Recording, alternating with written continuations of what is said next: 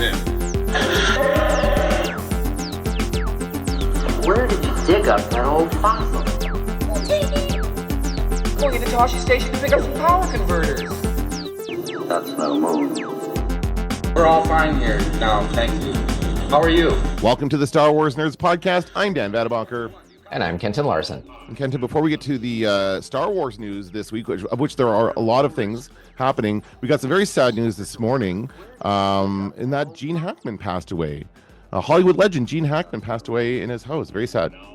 One of the great actors. The circumstances are weird. We were talking about it before the podcast. So at this point, could be a couple things, I suppose. But I know that he's, I think among actors, he's considered one of the world's greatest actors to have ever lived. He's been in some of my favorite films. He's been in The Conversation, Hoosiers, one of my all-time favorites. You like Hoosiers? Okay. I love it. I like just the scene where he measures the basketball net. Yes. Yes, same size as the back home. I just think that's a performance that elevates what would otherwise just be a standard college team. Yes. Competitions kind movie, of. Yes. Yeah. So there, and the Royal Tenenbaums, and like all the way. And I remember that the whole cast got together except for him, and they were all laughing because he was apparently really hard to work with. Oh no! On that one, and he was like, he'd show up and like, okay, let's do this in one take. Like, I got other stuff. I've got some other things I got to do. So I remember seeing this interview where the whole cast was laughing, like basically like the word on the street was Gene doesn't want to be here. He's doing the best he can. Oh, but of course, the ultimate product is fantastic, and he is great in it. Yeah, so I'm not a huge Wes Anderson fan, so I didn't really. I mean, it was fine when I watched it when it came out, but for me, like I love The French Connection. I think that's an incredible movie. It's French Connection, of course, yeah. And he was in the sequel, The French Connection 2, which takes a very weird turn and is very different from the first film. Yeah, but it's still very good. Still a good movie though. But for me, my favorite Gene Hackman performance has to be Crimson Tide. I absolutely love Crimson Tide. It's him and Denzel Washington. It's a Cold War movie. It's a submarine movie. He is like gonna not launch those nukes. He has his orders, and Denzel's got to stop him from launching the nukes. And I love it. I just love that movie so much. I have to, and I think one of my favorite Gene Hackman scenes is Mississippi Burning, where he grabs the racist guy's balls. Is it Willem Dafoe is the racist guy? I don't remember who played the. No. Oh. It's like a character actor, and he's literally got him by the balls, and it's such a good scene where it's like, okay, like I'm gonna start squeezing. It's like one of those or whatever. Right. But you're like, he could be menacing, he could be hilarious, like he was good in every role. I can't think. Can you think of a role that he wasn't good in? I don't know. How many of the Superman movies was he in? Superman 1 and 2. And did 4? he show up? Did he ever show up again? He may have. Was he in 4? Oh, yeah. He was in another one. And I remember because in that one, I think in all of them, he refused to shave his head. So they always had to use a bald cap. Or why does Lex Luthor have a head full of hair? And they explained it with it's a hairpiece. Yeah. But he wouldn't. The actor wouldn't shave his head for the role. And apparently Richard Donner had to trick him into shaving his mustache off for the first one because he didn't want to shave his mustache off in the late 70s when shooting the original Superman. And Richard Donner said, well, I'll do it if you do it. And so then they went in the next day and Richard Donner had not shaved his mustache off and Gene Hackman had. So that's how he got him to lose it for the first movie. Anyway, rest in peace, Gene Hackman. You will be missed for sure. Absolutely. Okay, so Star Wars news. What do we want to do first? The Andor trailer? Let's do it. All right. So I have not watched this. Yeah. You've never seen it. I've seen it lots of times. It's one of my favorite trailers. Is it really? Yeah, I love it. Well, I'll watch it here and let's talk about it afterwards. It's only a minute 35, very short. We're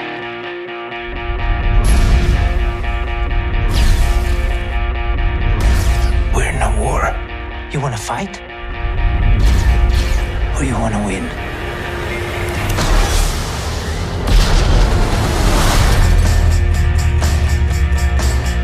Last night I had a dream that the world had turned around. All our hopes had come to be. The revolution starts.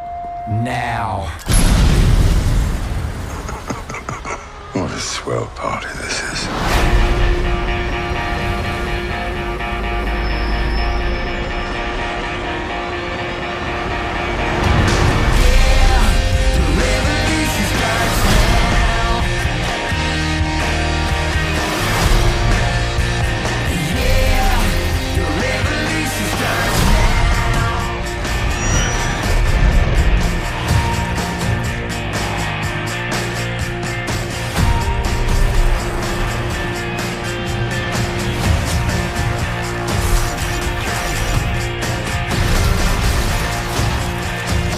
Remember this moment. You're here, you're right here, and you're ready to fight.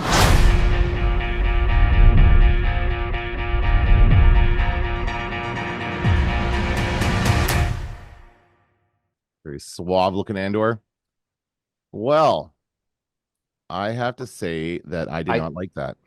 Oh, I love it. No, I don't like it. What? Well, I mean, no, don't get me wrong. I like that they're coming out with the season 2. I like Andor. Yeah. I love the show. I'm excited to see some of those characters in there, but I don't like the presentation. I don't like all these reviews and all this text on the screen convincing us that this is a good show. It's like, oh, you all missed this, by the way. This is a great show that nobody watched, so please watch it because everybody says it's good. Like, I hate that. I hated the reviews. It's a prestige drama.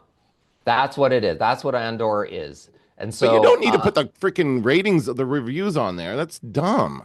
I think that's for the folks who didn't watch the first season. Yeah, so they don't deserve that it. simple. They don't deserve to watch the second season. Screw them. Well, but when you look at the expense of the show, and I think the expense shows itself in every one of those shots. Oh yeah, that's good. Yeah, you know, real locations and explosions, and it looks fantastic. So you know they pumped hundreds of millions of dollars into this thing. It's got more episodes than any other Star Wars show. Just I think in the first, was it 12 in the first season? I think so. Yeah. Yeah. So it's got lots of episodes. I think and they want people to check this out. The first one's nominated for Emmys and stuff. Like it was a big deal. Guess what? Yeah. You didn't have to tell. Like everybody should have watched this when it first came out. Like this is the problem. But I'm going to say this, though, very quickly, and that is a friend of mine who's a huge Star Wars fan has not watched Andor. And his brother, who is not a Star Wars fan, told him, that's the best, you got to watch that. That's the best one. And he just can't force himself to do it because he thinks it's going to be crappy because he saw Rogue One and thinks, I don't need to see a prequel to that. And it's like, no, you're missing the point. And I think maybe that's what this trailer is. You're missing the point. I don't appreciate it. It's not aimed at me. I don't appreciate it. I'm somebody who was in there at the beginning. They could do this for the second trailer, but for the teaser, they should just I gotta say, I loved like the last 45 seconds of it because it was what it should have been, just a bunch of scenes cut together in a fun way without those titles. I gotta say, I hated the song. I don't like the use of popular music in Star Wars trailers. I really don't. I didn't like it the last time. Don't mind it in a teaser. That was Steve Earle, The Revolution Starts Now. It came out around the same time as American Idiot because I remember I burned myself a CD, which is what you did then. Was it LimeWire? The year was 1991. So I got out the old CD burner and I remember I segued American Idiot into The Revolution Starts Now, and both about George Bush, by the way. Okay, like they might as well be about Trump at this point, but it was George W. Bush. And I just was like, oh, I just played that to death, that CD that I burned. I just loved it. So when I saw it here, I didn't mind it. Like we heard a version of Peter Schilling's Major Tom coming home. That was them testing the water for Skeleton Crew.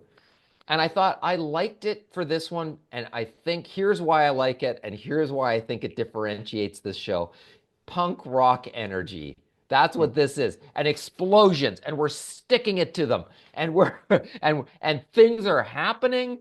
And there's military, and there's soldiers, and there's and Andor's at the forefront of it.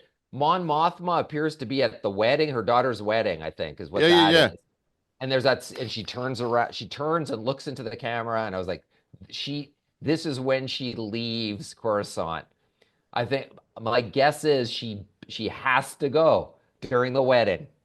There's too much going on. Yeah. She's got right? to slip away, right, when nobody's Yeah. noticing. Yeah. So I was excited by this video, by the energy of it, which I wasn't expecting at all. It's great to see Ben Mendelsohn. It's Yeah. great to Yeah. see. Oh, he's so good. He goes, "This should be a swell party." Swell. I love it. Swell. He would It's a say great character. swell. And K2SO. We're gonna see some of the other Rogue One characters, I imagine. I just think I just like I like how this comes together. Cyril and his mother are That's back. yeah. That's See good. that? Like when I Yeah, see those characters, I'm like, oh yay! I love like. And I just watched yeah, Andor a couple months ago. I'm it's pretty fresh still. I've seen it like I think yeah. 3 or 4 times now. It really is. I do think it is the best Star Wars series they've come out with. And yeah, I was very happy to see Cyril's mom. She's like my favorite. And then Cyril and also the of course the what's her the blonde lady. I don't remember her name, but the one who's in charge. Like Yeah. Cyril kind of has a crush on her, right? So we'll find out what's going on with that. Um. Yeah, it's fun. It'll be good, and of course, Stellan Skarsgård. Like all the I awesome characters. I fear that Stellan Skarsgård's character, Luthen, right? Was that his Luthen, name? yeah, Luthen?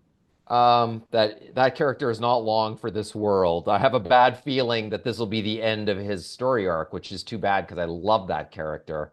I love that character so much that when I saw Walmart has only one figure hanging on the one that the Walmart I go to has one figure hanging there. It's Luthen. And the figure is like $42 or something. Like, give me a break. But I like that character so much. I looked at it and considered buying it for $42. That's how much I like that character. I didn't buy it. There's no way I'm spending.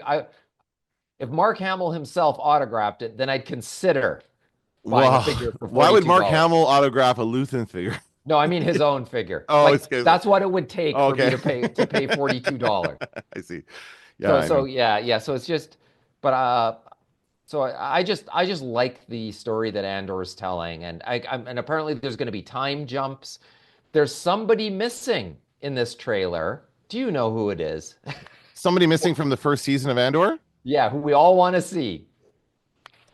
Oh, the little robot. No, Oh, I never thought of that. no, Sure, no. B2S or whatever his name is. right? What? No, who are you thinking of? Andy Serkis. Oh, I can't I swim. kind of I figured we can't weren't going to swim. see him. I can't swim. Okay, but we didn't see him drown. You think he's going to come back? Really? You think we'll see Andy Yeah. Serkis again? It has to. It has to Okay. happen. He is going to be in I guarantee you. The question is it a little role? Is it a big role? Is it just we see that he made it?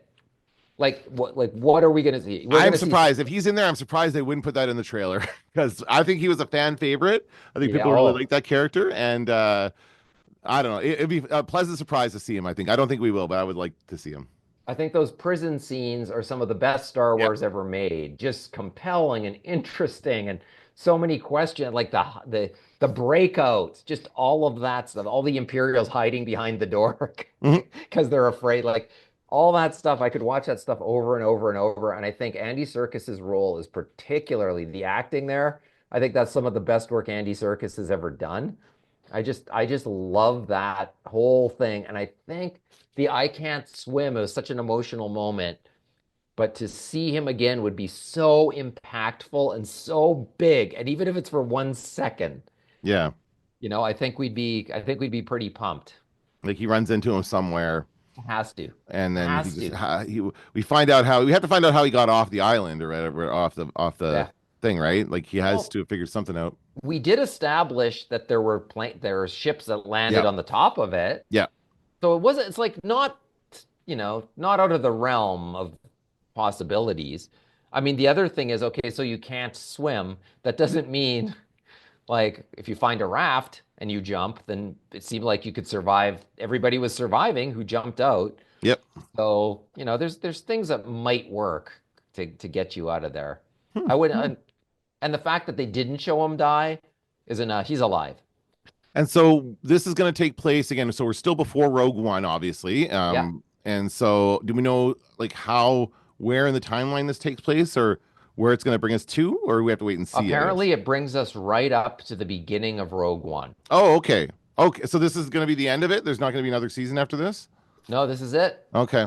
It's the end. But if this is huge and everybody loves it, Like this actually could have been like they could have actually made three Rogue One movies because Andor is so good. They could have gone one, two, three, and it probably would have improved. Like people love Rogue One. Yeah. You know, I don't love it. I love parts of it. I love the Vader scene. I hate the Princess Leia Hope thing. I hate it. And like I hate it so much that it almost tarnishes the whole film Oh wow. for me. But I'm not sure that like once again we got X-Wing, blowing up the thing, and it was kind of like okay, like we'd sort of seen that something like that before. I like the setting, like there was lots that was good in it for sure, but it just to me it wasn't the masterpiece that other people think of it as. But I think if they would have gone one, two, three, it would have been a better film. For sure. Yeah. And well, yeah, I can't see them figuring out, like, if they're writing it right up to the end of Rogue One, we know how Rogue One ends, then where else could they possibly take this story? Yeah.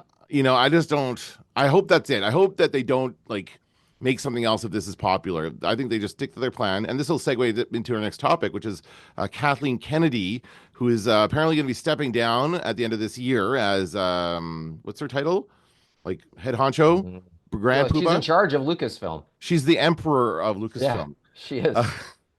Uh, and she's been in charge since 2012. Since Disney bought Lucasfilm, she has been the head of it, and she was kind of placed there by George Lucas, right? Wasn't it like his choice or something like that to succeed him as the CEO, president I and don't CEO? know. I don't know that it was his choice, but that was maybe part of the discussion. I'm But sure I they don't. checked I with don't. him, right?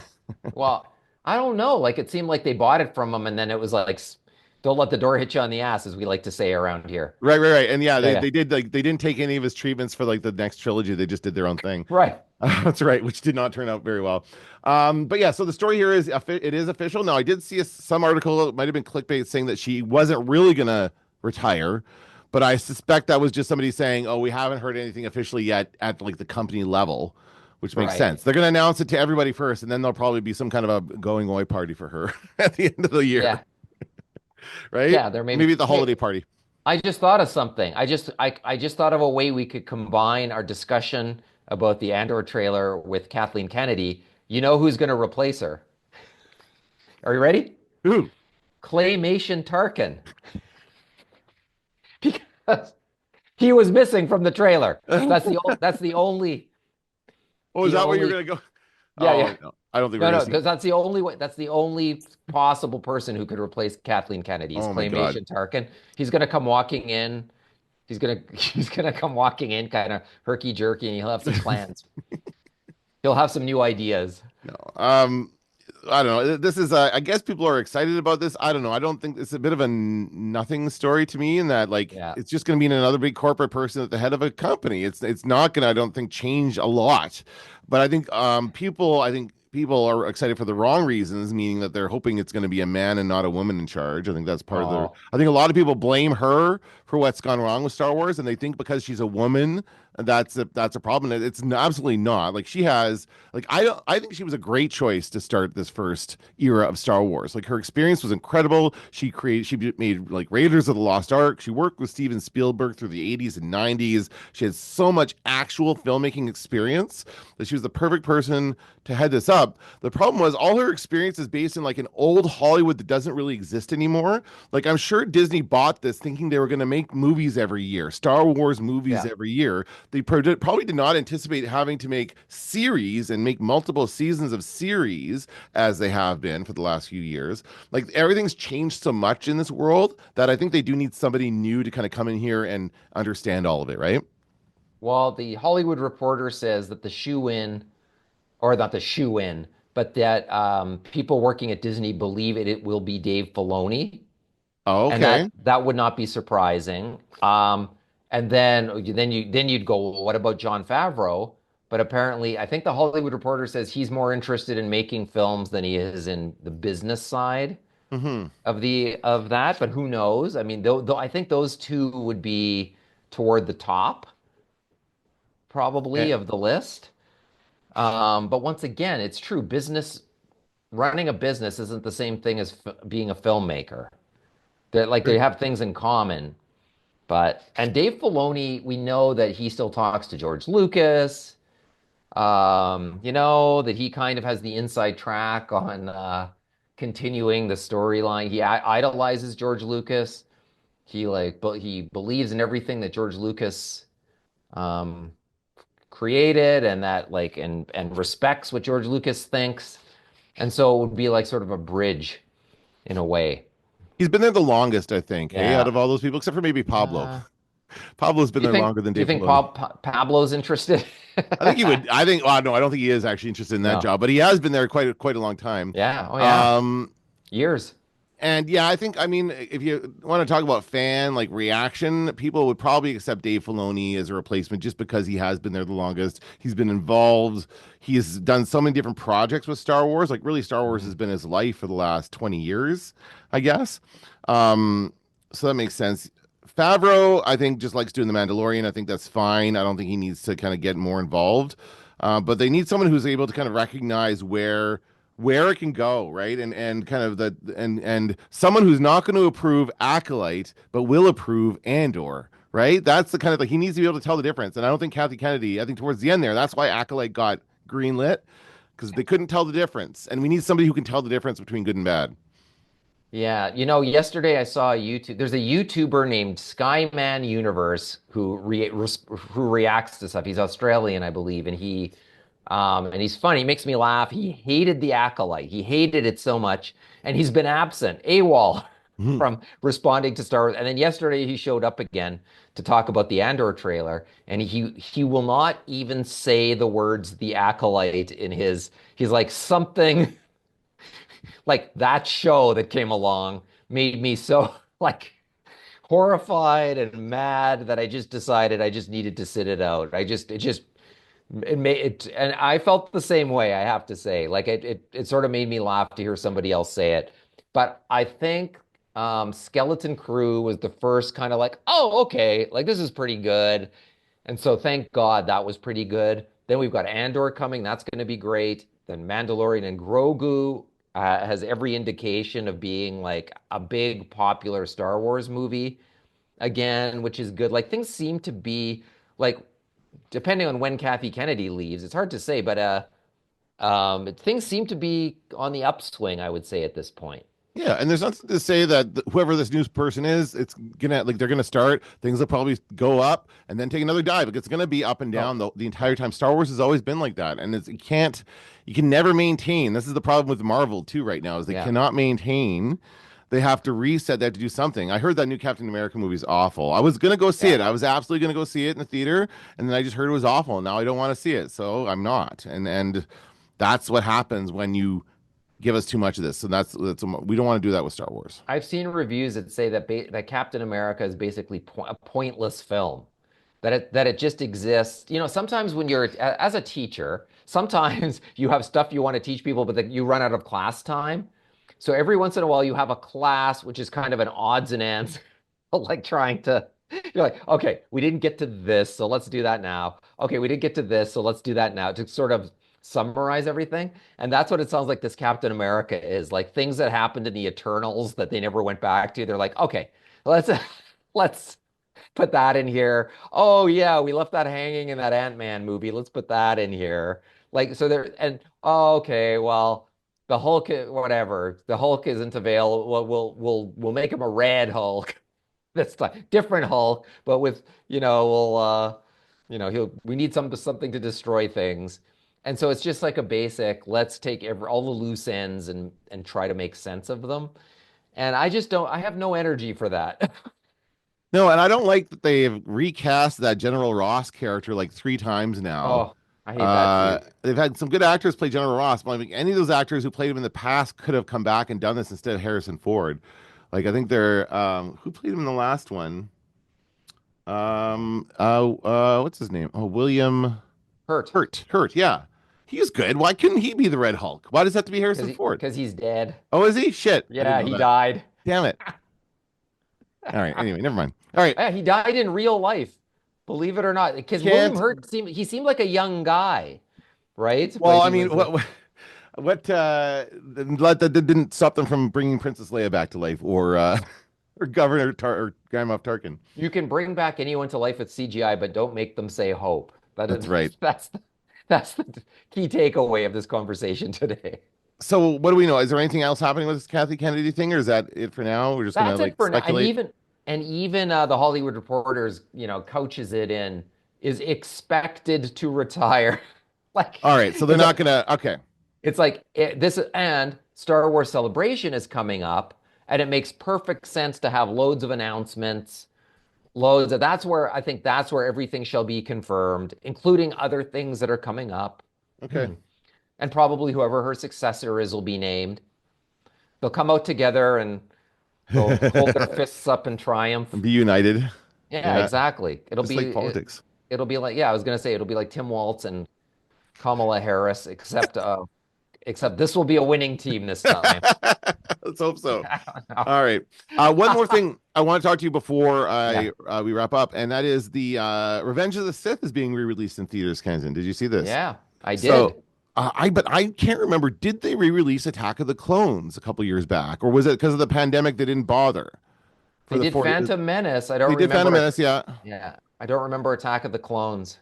Okay, I think it might have been a victim of the pandemic in that nobody was going to the theater at that time. So that, like when it was the anniversary of that one, because that would have been like 2002. So 2022 would have been tail end of the pandemic.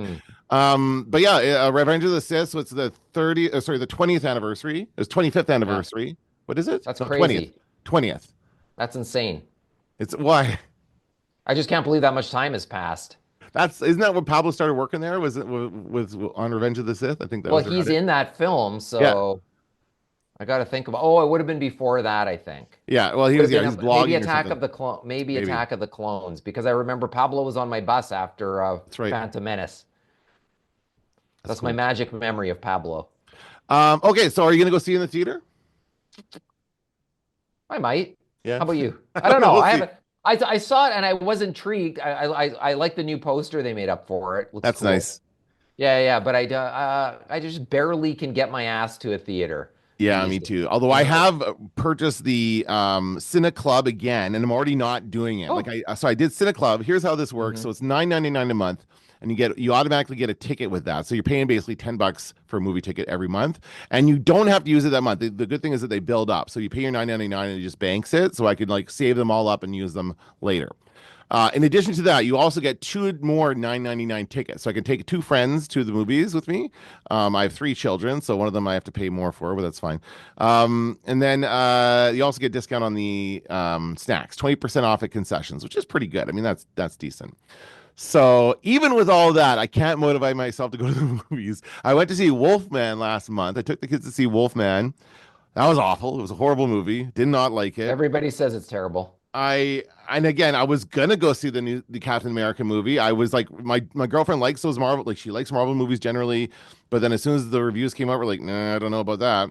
And I keep looking at the app, and I just do not see anything else. We're into Oscar season now, so of course all the Oscar movies, but I don't want to go to watch 3.5 hours of The Brutalist in the theater, Kenton. I'm sorry. I do want to see The Brutalist at some point. But seems that's like just a big ask.